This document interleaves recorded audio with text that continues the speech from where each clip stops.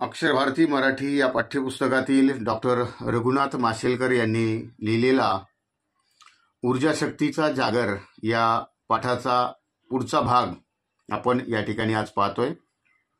पहिल्या भागामध्ये आपण पाहिलं की लेखकाचं बालपण, त्याचबरोबर वडिलांचं छत्र हरवल्यामुळं मूळ गाव त्यांचं दक्षिण गोव्यातील असणारं माशेल हे सोडावं लागलं आणि कुटुंबाच्या उदरनिर्वाहासाठी त्यांना गिरगावामधल्या खेतवाडीमधील देशमुख गल्लीतील मालती निवासामध्ये त्या ठिकाणी येऊन राहिलेत। घरची परिस्थिती बेताची, म्हणजेच त्या ठिकाणी बघा लेखकाच्या आईचं वर्णन त्यांनी केलेलं आहे की दारिद्र्याशी संघर्ष करणारी माझी अल्पशिक्षित आई, तरी सुद्धा बिकट परिस्थिती असताना देखील त्याच्या आईने धीर सोडला नाही, वेगवेगळी कष्टांची कामं करत गेली आणि अशा प्रकारे त्यांचं प्राथमिक शिक्षण पूर्ण झालं आणि माध्यमिक शिक्षण घ्यायची ज्यावेळेस वेळ आली त्यावेळेस त्यांच्यावरती फार मोठं संकट उभं राहिलं की हायस्कूलची 21 रुपये असणारी फी त्यांना भरणं अशक्य होतं। परंतु तरीसुद्धा आईनं धीर सोडला नाही, आजूबाजूच्या घरामधील पडेल ती कामं करू लागली आणि त्याच वेळेस त्यांच्या आईच्या परिचयातील असणारी एक माऊली मदतीला धावली आणि त्यांच्या फीची व्यवस्था झाली आणि अखेर म्हणजे शेवटी त्यांना युनियन हायस्कूल या शाळेमध्ये प्रवेश मिळालेला आहे आणि त्यांच्या माध्यमिक शिक्षणाचा टप्पा पूर्ण झालेला आहे। आपण इथपर्यंत पाठीमागच्या पहिल्या भागामध्ये आपण पाहिलेलं होतं। आता पुढं बघा, पुढचा भाग पान क्रमांक 29 वरती। अभ्यासाला पूरक वातावरण नव्हतं, मात्र त्याही वातावरणात मी जिद्दीनं अभ्यास करत राहिलो। बघा, जिद्द म्हणजेच हिम्मत। अभ्यासाला पूरक वातावरण नव्हतं म्हणजेच पोषक वातावरण नव्हतं, तरी अशा ह्या विपरीत वातावरणामध्ये सुद्धा मी हिमतीनं अभ्यास करत राहिलो आणि परीक्षेत चांगलं यश मिळत गेलं।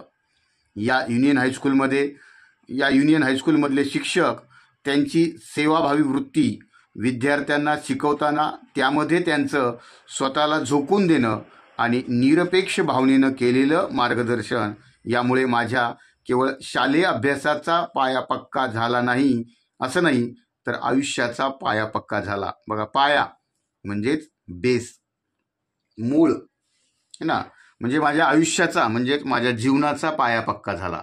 म्हणजे मूळ जे ज्ञान आहे, बेसिक जे नॉलेज आहे ते माझं मजबूत झालं, पक्क झालं आणि मला शिक्षणाबद्दलची एक आंतरिक ओढ वाटू लागली। बघा, आंतरिक म्हणजे मनापासून इच्छा उत्पन्न होऊ लागली आणि कशामुळे? बघा, वातावरण पूरक नसताना मी जिद्दीने अभ्यास करीत राहिलो आणि जिद्दीने अभ्यास करत राहिलो एवढंच नाही, तर परीक्षेत सुद्धा यश मिळवत गेलो। या हायस्कूलमधली असणारे शिक्षक, त्यांची असणारी सेवाभावी वृत्ती म्हणजे त्यांची वृत्ती म्हणजे स्वभाव आणि सेवाभावी सेवा करण्याचा स्वभाव, त्याचबरोबर विद्यार्थ्यांना शिकवताना त्यामध्ये त्यांचं स्वतःला झोकून देणं। बघा, स्वतःला झोकून देणे म्हणजे काय करणे की त्या ठिकाणी एखाद्या कार्यामध्ये समरस होणे, एखाद्या कार्यामध्ये झोकून देणे, एखाद्या कार्यात एकरूप होणे आणि निरपेक्ष भावनेनं, बघा निरपेक्ष भावना म्हणजे काय, कुठलीही अपेक्षा नसलेलं, या भावनेनं त्या शिक्षकांनी केलेलं मार्गदर्शन, या सर्व गोष्टींमुळे माझ्या अभ्यासाचा जो पाया आहे, मूळ जो बेसिक नॉलेज जे आहे ते मजबूत झालं।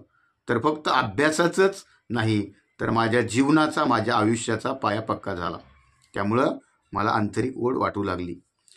आमच्या हायस्कूलमध्ये दर शनिवारी चाचणी परीक्षा घेण्यात असते। बघा, चाचणी म्हणजे काय, टेस्ट है ना, वीकली टेस्ट ही दर शनिवारी घेण्यात येत असे। आमचं हायस्कूलही गरीब होतं, त्यामुळं उत्तरपत्रिका घरून न्यावी लागायची। बघा, हायस्कूल सुद्धा गरीब होतं, हायस्कूलची सुद्धा परिस्थिती बेताची होती, त्यामुळं चाचणी परीक्षेसाठी किंवा या टेस्ट परीक्षेसाठी जो लागणारा कागद आहे, जी लागणारी उत्तरपत्रिका आहे, ती सुद्धा आम्हा विद्यार्थ्यांना घरून घेऊन जावं लागायची आणि त्यावेळी त्या उत्तरपत्रिकेची किंमत फक्त 3 पैसे होती। बघा, म्हणजे आता हे 1 पैसा, 2 पैसे, 3 पैसे है ना, 5 पैसे, 10 पैसे, 4 आणे, 50 पैसे आणि मग नंतर आता 1 रुपया। म्हणजे आता हे 4 आणे, 50 पैसे हे नाणी तर आता बंदच झालेली आहेत। म्हणजे बघा, 1 पैसा, 2 पैसा, 3 पैसे आणि याचं मिळून 10 पैसे। 3 पैसे याची किंमत किती असेल तुमच्या लक्षात येईलच. आणि त्या उत्तरपत्रिकेची किंमत 3 पैसे असायची आणि आपल्याला कदाचित पटणार नाही. म्हणजे पुढं लेखक जी गोष्ट सांगणार आहेत ती आपणाला म्हणजे पटणार नाही, म्हणजे तुम्हाला ती खरी वाटणार नाही. पण तेव्हा दर आठवड्याला हे 3 पैसे उभा करताना देखील माझ्या आईच्या डोळ्यात पाणी उभं राहायचं. बघा, हे 3 पैसे दर शनिवारी परीक्षा असायची आणि ते उत्तरपत्रिका घरून घेऊन जावी लागायची, का तर शाळेची परिस्थिती गरीब होती. पण हे दर शनिवारी ही 3 पैशाची उत्तरपत्रिका न्यायला सुद्धा माझ्या आईच्या डोळ्यात पाणी उभं राहायचं. आईच्या डोळ्यामध्ये अश्रू यायचे, आईचे डोळे रडवलेले व्हायचे. यावरून मित्रांनो तुमच्या लक्षात येईल की लेखकाची परिस्थिती किती वाईट होती, किती बिकट होती. तर ते 3 पैसे सुद्धा त्यांना जमा करताना किंवा त्या 3 पैशाची ती उत्तरपत्रिका घ्यायला सुद्धा त्यांच्याकडे ते पैसे नसायचे. मग किती बिकट परिस्थिती असेल मित्रांनो, आपण कल्पना करू शकता. आजही आठवलं की माझ्या अंगावर काटा उभा राहतो, शहारे उभे राहतात. तिनं माझ्यासाठी प्रचंड कष्ट केलं, पडेल ते काम केलं. काँग्रेस हाऊस जवळ काही काम मिळणार आहे. बघा, हे काँग्रेस हाऊस, काँग्रेस म्हणजे ही एक पॉलिटिकल पार्टी आहे, तुम्ही पाहताच काँग्रेस. आणि एक काँग्रेस हाऊस म्हणजे हे काँग्रेस या पॉलिटिकल पार्टीचं असणारे हे कार्यालय. या कार्यालयाच्या जवळ काही काम मिळणार आहे असं समजल्यानं एकदा ती तिकडं गेली, म्हणजे त्या काँग्रेस कार्यालयाकडे गेली. आणि का गेली तिकडं, तर अवघे तिथं काही काम मिळणार आहे असं तिला समजलं, म्हणजे माहिती झालं. त्या ठिकाणी गेली, ती रांगेत उभी राहिली, तशीच ताटकळत म्हणजे तीच वाट बघत लाईनमध्ये उभी आहे, रांगेमध्ये उभी आहे. बघा, आणि पुढं पण त्यावेळी तिला सांगण्यात आलं की फक्त 3री किंवा त्यापेक्षा अधिक शिकलेल्यांनाच काम दिलं जाईल. बराच वेळ ती रांगेमध्ये ताटकळत म्हणजे वाट पाहत उभी राहिली. आणि मग थोड्या वेळाने त्या ठिकाणी त्यांना सांगण्यात आलं की या ठिकाणी जे काम भेटणार आहे ते फक्त 3री पास जे आहेत, किंवा 3री म्हणजे थर्ड क्लास जे पास आहेत त्यांनाच, किंवा त्यापेक्षा अधिक म्हणजे 3री म्हणजे कमीत कमी 3री शिक्षण पाहिजे किंवा त्यापेक्षा अधिक जर शिकलेले तुम्ही असाल तरच तुम्हाला या ठिकाणी काम दिलं जाईल.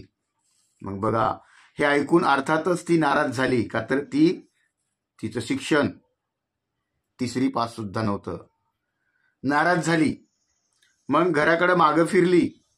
त्याच वेळी तिनं ठरवलं की मी माझ्या मुलाला खूप शिकवीन. बघा, ही असते आईची जिद्द, की मी शिकले नाही, मला त्या ठिकाणी काम भेटलं नाही, का तर माझं शिक्षण कमी आहे. मग त्याच वेळी तिनं ठाम निश्चय केला, निर्धार केला की मी शिकले नाही, मला शिकता आलं नाही, पण मी माझ्या मुलाला शिकवीन. कारण शिक्षणाशिवाय या जगात मान नाही, शिक्षणाशिवाय या जगात सन्मान नाही, है ना. कारण साधं काम मिळायचंय तर ते काम सुद्धा शिक्षण कमी असल्यामुळं त्या ठिकाणी त्यांना भेटलं नाही. याच गोष्टीची त्यांनी जाणीव ठेवली, विचार केला आणि त्याच वेळेस ठरवलं की मी माझ्या मुलाला शिकवणार. पुढं बघा, तिनं प्रत्यक्षात केलंही तसंच. म्हणजे तिनं आपल्याला काम भेटलं नाही म्हणून तिनं त्यावेळेस त्या नाराजीच्या सुरामध्ये असं बोलली असं नाही, पण तिनं प्रत्यक्षात तसं केलं सुद्धा. माझ्यासाठी तिनं घेतलेलं कष्ट मी कोणत्या शब्दातून सांगू, कारण तिनं जे माझ्यासाठी कष्ट घेतलं, तिनं जे माझ्यासाठी मेहनत घेतली ती मी शब्दातून व्यक्त करू शकत नाही. बघा, पाटकोरे लिहून उरलेले कागद ती एकत्र जमवायची. बघा, कोरे जशी आपली जी नोटबुक असते, वही असते, त्याच्यामध्ये शिल्लक राहिलेले कोरे पेज, किंवा पाटकोरे म्हणजे असं एका बाजूला लिहिलेलं आहे आणि त्याच्या पाठीमागची बाजू कोरी आहे, त्याच्यावरती लिहिलेलं नाही, असे कागद तिनं गोळा केले. किंवा लिहून उरलेले कागद एखाद्या पेजवरती समजा वरती लिहिलेलं आहे आणि खालचं अर्ध पेज रिकाम आहे, असे पेज तिनं, असे कागद तिनं गोळा केले, एकत्र जमवले आणि त्याच्या वह्या करून द्यायची. बघा, कोरे कागद, अर्धे राहिलेले कोरे, खाली राहिलेला भाग कोरा, अशा प्रकारचे कागद लेखकाच्या आईनं ती जमवायची आणि त्या कागदांपासून वही बनवून ती लेखकाला द्यायची. बघा मित्रांनो, किती गरीब किती बिकट परिस्थिती असेल, किती गरीब परिस्थिती असेल, है ना. अखंड पेन्सिल मला मिळणं अवघड होतं. अखंड म्हणजे बघा पूर्ण पेन्सिल त्या ठिकाणी मिळणं अवघड होतं. म्हणजे किती गरीब परिस्थिती असेल हो. त्यावरून आपण विद्यार्थी मित्रांनो विचार करू शकतो की आताचं जे आपण जीवन जगतोय ते किती सुखात आहे. आपल्याला अशा कुठल्याच गोष्टीची चणचण किंवा आपल्याला अशा कुठल्याच गोष्टीची कमतरता आपले आईबाबा आपल्याला मिळू देत नाहीत. कुठल्याच गोष्टीची जाणीव होऊ देत नाहीत. मित्रांनो, रात्रंदिवस ते आपल्यासाठी कष्ट करत असतात, मेहनत करत असतात. आणि लेखकाची परिस्थिती तर बघा, एवढी बिकट असताना सुद्धा त्यांची आई त्यांच्यासाठी एवढं सगळं करते. त्यामुळं जेमतेम हातात धरता येईल अशा पेन्सिलीनेच मला लिहावं लागेल. हातात धरता येईल म्हणजे बघा एकदम छोटासा असा पेन्सिलीचा तुकडा जो जेमतेम हातात बसायचा. म्हणजे अखंड पेन्सिल त्यांना कधी मिळणं शक्य होतं, अवघड होतं. बघा अशी बेताची परिस्थिती असताना याच हायस्कूलमध्ये मला भावे सर भेटले. बघा भावे सर म्हणजे याच युनियन हायस्कूलमध्ये ते एक शिक्षक आहेत. ते आम्हाला भौतिकशास्त्र शिकवायचे. बघा भौतिकशास्त्र म्हणजे या ठिकाणी पदार्थ विज्ञान है ना, फिजिक्स, हा फिजिक्स विषय शिकवायचे. विज्ञानातील हा विषय शिकवताना त्यांनी केवळ शास्त्र शिकवलं नाही, म्हणजे केवळ सायन्स शिकवलं नाही, केवळ शास्त्र शिकवलं नाही, तर त्या विषयाची गोडी लावली. बघा गोडी लावणे म्हणजेच आवड निर्माण करणे. एखाद्या विषयाची आवड निर्माण केली आणि त्याचबरोबर जीवनाचं फार मोठं तत्वज्ञान त्यांनी शिकवलं. बघा तत्वज्ञान म्हणजेच तात्विक चिंतन मला शिकवलं भावे सर. बघा आता लेखकाच्या शालेय जीवनामध्ये त्यांच्यावर ज्या शिक्षकांनी संस्कार केले, म्हणजे संस्कार म्हणजेच चांगल्या विचारांची शिकवण केली, त्यामध्ये आहेत हे पहिले भावे सर, जे भौतिकशास्त्र म्हणजेच पदार्थ विज्ञान म्हणजेच फिजिक्स हा विषय शिकवतात.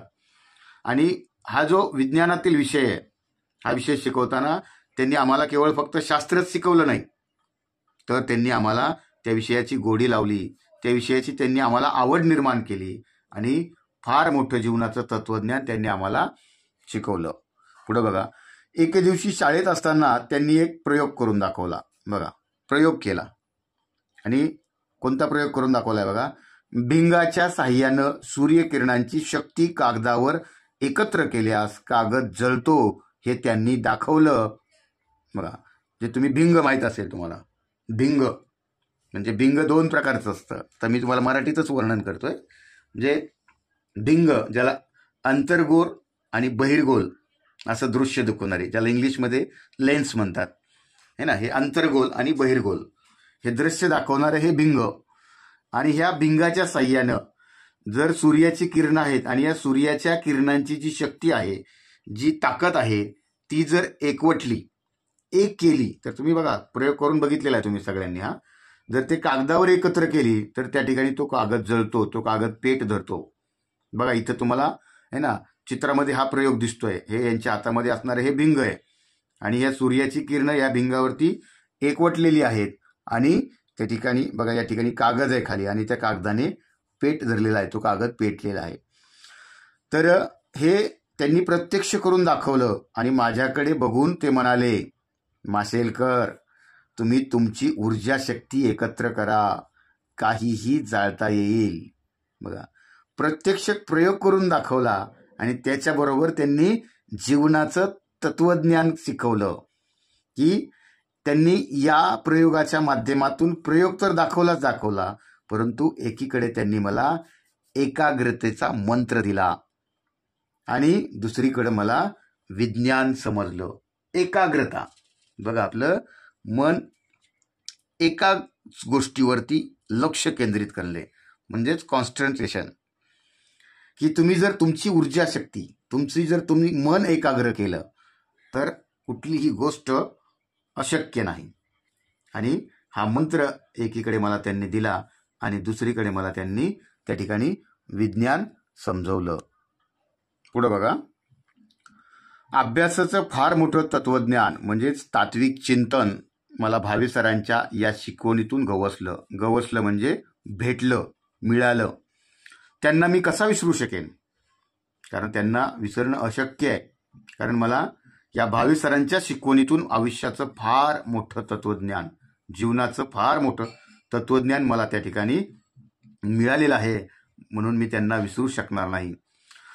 भावे सरांप्रमाणेच माझ्या शालेय आणि पुढील शैक्षणिक जीवनात जोशी सर, शिर्के सर, त्याचबरोबर श्री मालेगाववाला या सर्वांनीच माझ्या व्यक्तिमत्वाच्या जडणघडणीमध्ये उत्तम मार्गदर्शन केलं, संस्कार केलं. म्हणजे लेखकाच्या शालेय जीवनामध्ये फक्त भावे सरच नाही तर भावे सरांप्रमाणेच आणि शालेय आणि पुढील शैक्षणिक जीवनामध्ये त्यांना जोशी सर मिळाले, शिर्के सर मिळाले, त्याचबरोबर श्री मालेगाववाला या शिक्षकांनी मला मार्गदर्शन केलं.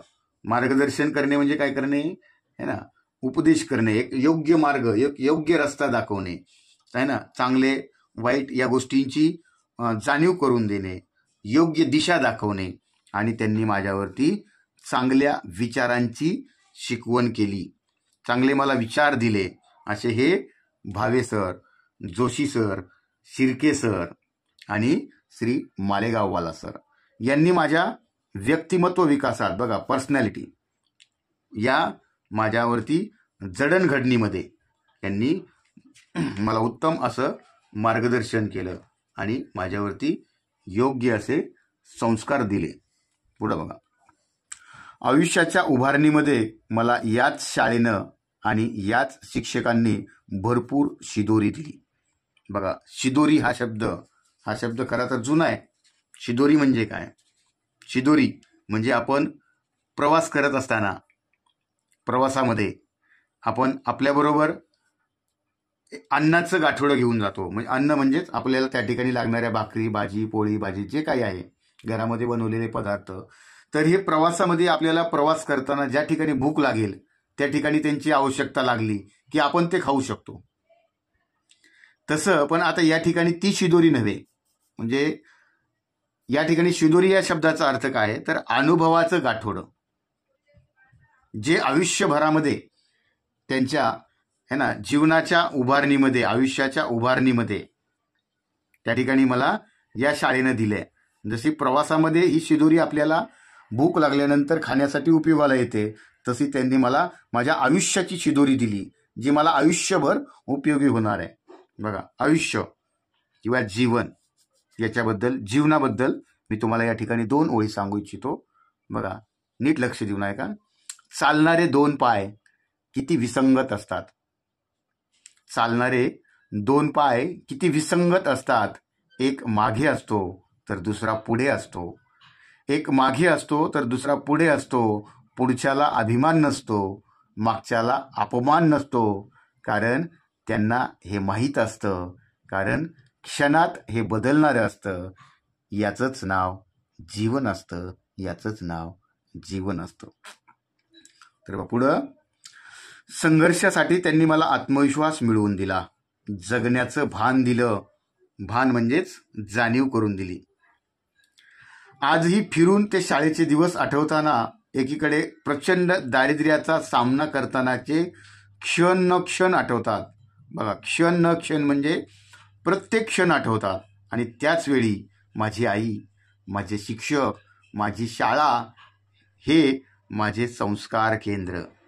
म्हणजे ज्यांनी मला चांगल्या विचारांची शिकवण दिली ती माझी आई, ज्यांनी मला चांगल्या विचारांची शिकवण दिली ते माझे शिक्षक, आणि ज्यांनी मला घडवलं, ज्यांनी माझ्यावरती चांगले संस्कार केले ती माझी शाळा. हे माझे संस्कार केंद्र आहेत. आणि हे संस्कार केंद्र मला माझ्या डोळ्यासमोर उभे राहतात आणि मी पुन्हा मनोमन म्हणजे मनातल्या मनात शाळेत जाऊ लागतो. तर असा हा आठवणीतील शाळा आणि शिक्षक या त्यांच्या पुस्तकामधून घेण्यात आलेला हा पाठ या ठिकाणी संपतोय. तर मित्रांनो, व्हिडिओ कसा वाटला नक्कीच कमेंट करून कळवा. आणि मित्रांनो, सबस्क्राईब करा. सबस्क्राईब करायला मात्र विसरू नका. धन्यवाद.